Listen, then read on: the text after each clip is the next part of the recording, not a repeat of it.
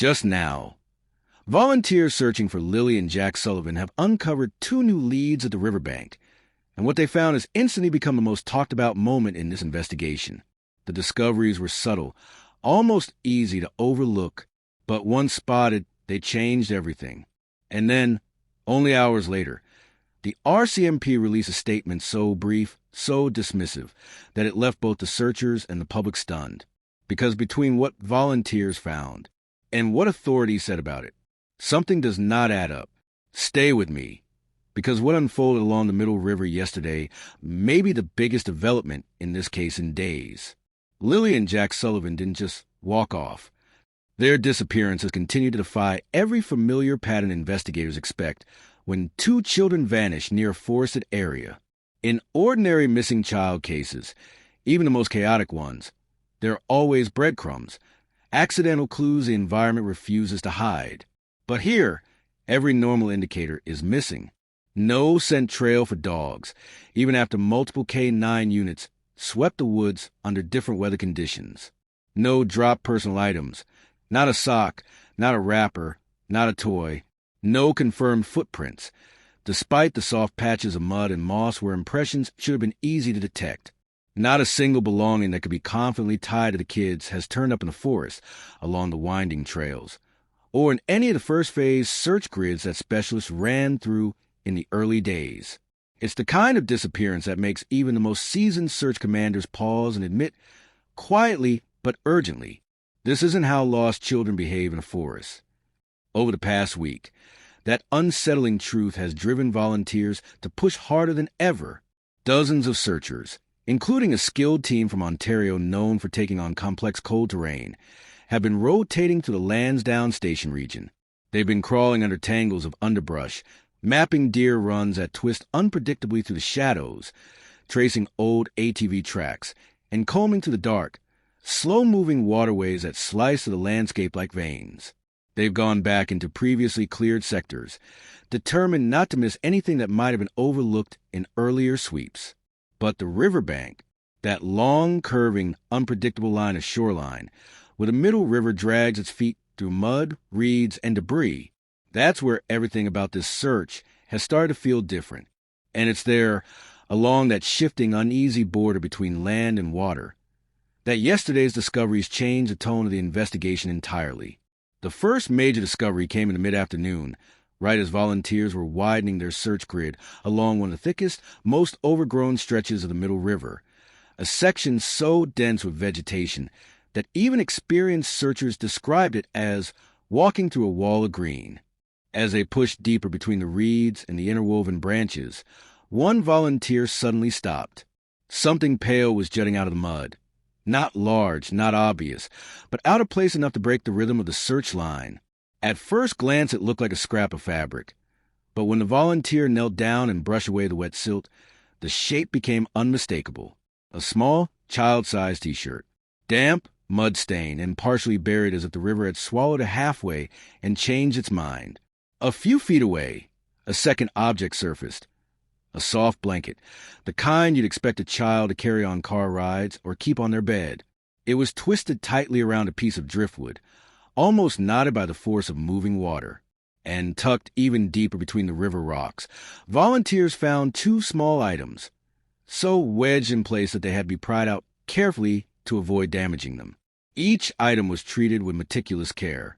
Volunteers marked the exact location, photographed the positioning, bagged the objects, and logged the coordinates before handing them over for inspection.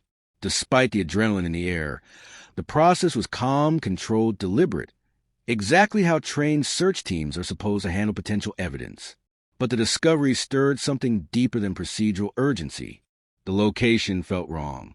Wrong in a way that made the hair on the back of several volunteers' necks stand up. This wasn't a place where random debris drifted naturally. This wasn't a spot anyone casually walked through, and with the river running unusually low this week, the odds that these items had arrived from far upstream were slim. So when the finds hit social media and excitement surged, everyone waited for an official update. Instead, the RCMP issued a brief, almost clinical statement. The items are not connected to the case. No explanation. No clarification. No mention of the clothing size. No confirmation of whether forensic tests had even been conducted. Just a dismissal. Quick, flat, and final. And for the volunteers who had knelt in the mud, who had lifted those items out with shaking hands and silent hope, that answer felt deeply, uncomfortably wrong. The second lead wasn't dramatic like finding clothing. No obvious object, no unmistakable item tied to a child, but carried a different kind of weight. A heavier, more unsettling one. It emerged during the same sweep, just a short distance downstream, when volunteers began noticing the terrain itself didn't look quite right, along a 15 to 20 meter stretch of riverbank. The ground told a story that didn't match what the searchers expected to see. They spotted long, shallow drag-like lines carved into the mud, running almost perfectly parallel to the shoreline, not deep enough to suggest heavy equipment or large animals, but too straight, too uniform, to be dismissed as natural erosion. Some lines curved slightly, as if whatever caused them had shifted direction mid-movement. Right beside those markings were sections of flattened reeds, wide swaths of them, pressed down in a way that suggested something had recently forced its way through. Not trampled randomly like by deer, not circular like bedding from wildlife, but brushed aside in a direct line, almost like a path carved by a dragging motion or deliberate crossing. Then came the most debated observation, a smudged, foot-shaped impression. The print was imperfect, partly collapsed on one side, and missing the clean edges that forensic teams like to see.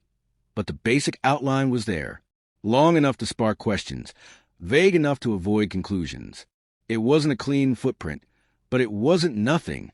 Volunteers also pointed out patches of mud that looked freshly disturbed, glossy, uneven, and churned up as if weight had recently pressed into it. Even the texture felt new. They said, the kind you see within hours or a day of movement, not something shaped by old weather patterns. What made all of this stand out wasn't simply the shapes themselves. It was the timing. Several volunteers who routinely walked this section of the shoreline mentioned that earlier in the week, the ground hadn't looked remotely like this. The reeds were upright, the mud smoother, the bank undisturbed. Something or someone had altered this stretch very recently. So the question became unavoidable. What caused it? A passing animal? Possibly. But the lines didn't match typical wildlife tracks. Erosion from a river? Unlikely. The water level was too low, and the patterns too directional. A person dragging something across the bank? That theory made some volunteers pause. A nighttime return to the waterline? A chilling possibility, but speculation nonetheless. Or perhaps the searchers themselves, unknowingly creating patterns during the sweep? Always possible, and that possibility had to be acknowledged, no matter how frustrating. No one could say with certainty. And in an investigation this fragile, that uncertainty mattered. It's the exact reason volunteers flagged this section as the second major lead of the day. Because in missing child searches, subtle ground disturbances, the barely there signs, the almost overlooked patterns, are often the quiet clues that end up reshaping an entire search strategy. The moment reporters reached out for comment, the RCMP responded with a statement so short it almost seemed abrupt. The items were not relevant, not connected, not part of the case. 3 quick sentences, delivered with a kind of finality that left no room for follow-up, no explanation, no nuance. And then silence. For the volunteers who had spent hours wading through mud, bending over reeds, and carefully unearthing each object, that silence was deafening. It didn't resolve anything. If the T-shirt, blanket, and small items truly held no value, why were they collected at all? Why go through the laborious process of marking, photographing, and cataloging them only to dismiss them publicly with a sentence or two? Why decline to explain the rationale behind ruling them out? And why release such a quick, almost clinical statement without any details on forensic testing, the age of the clothing, or even the context of the find? Each unanswered question seemed to amplify the mystery rather than contain it. Volunteers couldn't shake the sense that something about this stretch of riverbank wasn't being fully disclosed, and that sense only grew stronger hours later, when an unexpected development came to light. Shortly after the RCMP's dismissal, the organizers of the volunteer search confirmed that a cadaver-detection K-9 team had been scheduled to return to that exact section of the riverbank later this week.